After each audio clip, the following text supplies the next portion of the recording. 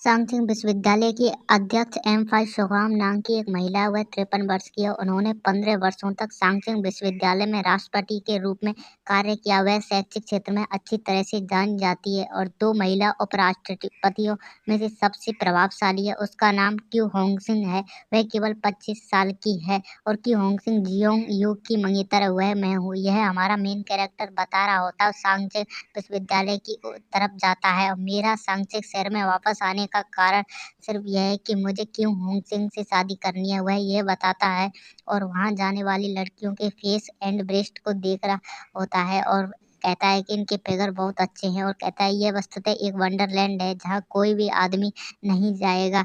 और क्या इस विश्वविद्यालय में इतनी सारी ब्यूटीफुल लड़कियों के साथ काम करना अच्छा नहीं होगा? मेरा प्रतिभा निश्चित रूप से उन खूबसूरत महिलाओं को प्रभावित करेगी। अपने आसपास इतनी सारी सुंदरियों के साथ रहना और कहता है कि मैं इस हरम का किंग हूँ। फिर तभी दिखाया जाता है कि क्या वे पी क्लास ले रहे हुए, ऐसा कहता है और एक ग्राउंड में आता है जहाँ पर लड़कियां दौड़ रही हैं और वर्कआउट कर रही हैं। वहाँ पर कुछ लड़कियां बास्केटबॉल भी खेल रही हैं और तभी एक लड़की आती है और कहती है कि मिस टोंग। तो वो कहती है कि हाँ क्या हुआ? वो कहती है कि वहाँ पर एक लड़का कुछ देर से हमें देख रहा था।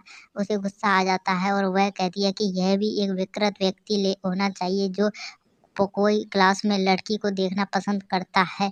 आप देखेंगे कि ये मैं उसे कैसे ठीक करूंगी। तभी वह लड़की फिर कहती है मिस टोंग आपको सावधान रहना होगा और वह उसे प्रसन्नता करती है और फिर दोबारा वह कहती है कि मिस टोंग यहाँ कुछ हुआ है। वह थोड़ी दूर जाने के बाद देखती है कि युक्सी बेहोश है गई कि वह ये उसकी एक सहेली ही है। फिर वह मिस्टोंग उसके पास जाती है। वह कहती है कि उसे मत हिलाओ, मैं आ रही हूँ और वह तेजी से भागती हुई जाती है और कहती है कि युक्सी तुम्हें क्या हुआ है? वह कहती है कि उसे हीट स्ट्रोक हो गया होगा जिससे वह बेहोश हो गई है और वह कुछ बुलाने के लिए कहती है और कहती है कि उससे दूर रहें, वायु प्रसंचरण को प्रभावित ना करें। मैं उस पर कृत्रिम श्वसन का प्रयास कर रही हूँ। युक्सी रुको और वह उसके ब्रेस्ट पर प्रेस करने की कोशिश करती है जिससे और फिर वह उसे पीसीआर देने की भी कोशिश करती है लेकिन उससे भी कुछ नहीं होता।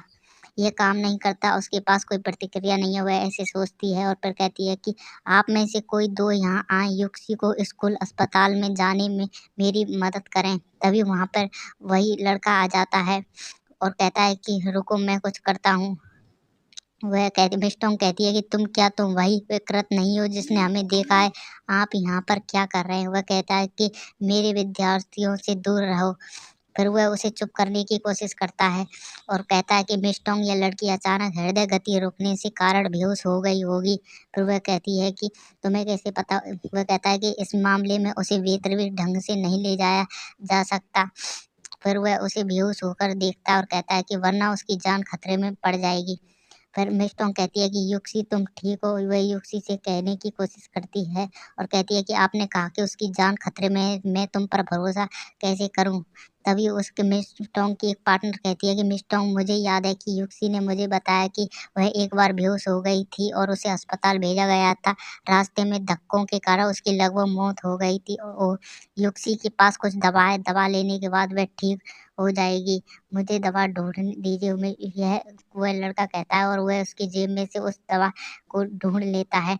वो कहता है कि यहाँ वास्तव में एक दवा की बोतल है और वह मिस्टोंग उसे देखती है लेकिन कहती है कि यह तो खाली है और इसकी गंध बहुत खराब खराब है। फिर वह लड़का कहता है कि हृदय विफलता वास्तव में इसका कारण बनी है। इसका स्वाद में तेरह होने चाहिए। ये सभी हृदय संबंधी समस्याओं के इलाज के लिए पारंपरिक चीनी दवाई के प्रिस्क्राइबर एक मास्टर हैं। फिर वह कहती है कि आपको इतना कैसे पता? क्षमा करें, आप कौन हैं? वह कहता है कि मैंने पारंपरिक चीनी चिकित्सा सीखी और मेरा नाम जियोंग यू है। फिर मिस्टोंग कहती है कि डॉक्टर जियोंग क्या आपके पास उसे जगाने का कोई अच्छा तरीका है? जियोंग कहता है कि कृत्रिम श्वसन अधिमानतः हृदय की मालिश के साथ उसे जगाया जा सकता है।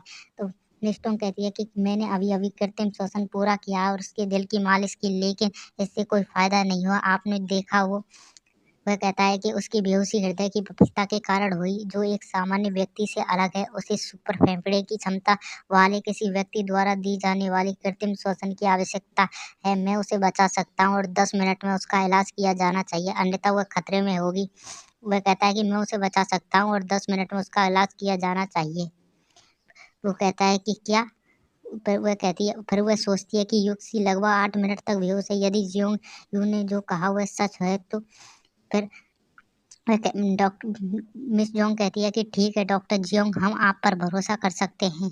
तभी वह कहता है कि यह कुछ भी नहीं है, मैं एक डॉक्टर हूँ, मरते और घायलों को बचाना मेरा कर्तव्य है। मिस टोंग, क्या आप सब अपनी पीठ मोड़ सकते हैं, अन्यथा मुझे बचाने में थोड़ी बाधा महसूस होगी। मिस टोंग कहती है कि संयुक्त महसूस कर रहे हैं। वह क्या करने का प्रयास कर रहा है, लेकिन वह सोचती है कि शायद मैं बहुत ज़्यादा सोचती हूँ। जियोंग यू शायद इसलिए यहाँ है क्योंकि वह एक स्कूल डॉक्टर है। इसके अलावा अगर युक्सी को कुछ भी हुआ तो पूरा स्कूल मुसीबत में पड़ जाएगा। वह कहती है कि ठीक है, मैं ऐसा करती हूँ। तभी वह कहती है कि हर कोई कृपया अपनी पीठ मोड़ ले। डॉक्टर की अनुमति के बिना जियोंग कोई भी इधर उधर नहीं घूम सकता। वह फिर कहती है कि ठीक है, वे सब घूम रहे हैं, कृपया आप आराम करें। लेकिन मिस जियोंग वो डॉक्टर जियोंग कहता है कि मिस टोंग, मुझे सबसे पहले यह कहना होगा कि डॉक्टर की नज़र में कोई पुरुष और महिला नहीं है और मैं बस उसे बचाने के लिए आगे बढ़ता हूँ। तभी वह कहता है कि कृपया हंगामा ना करें, अन्यथा मुझे परेशानी होगी, यह उसकी प्रतिष्ठा बर्बाद हो जाएगी, वह बुरा होगा। मिस टोंग कहती है कि अरे आपने बहुत ज़्यादा कहा, 9 मिनट हो गए हैं, जल्दी करो और उसे बचाओ। वह उस पर चिल्लाती है। फिर कहता है कि वह ठीक है, समझ में आ गया। वह उसके कपड़े स्कर्ट को ऊपर करता है। तभी मिस टोंग कहती है कि ये आप क्या कर रहे हैं, रुको, ये आप ऐसा नहीं कर सकते। वह कहता है कि बेशक उसकी ब्रा को ढीला करना होगा।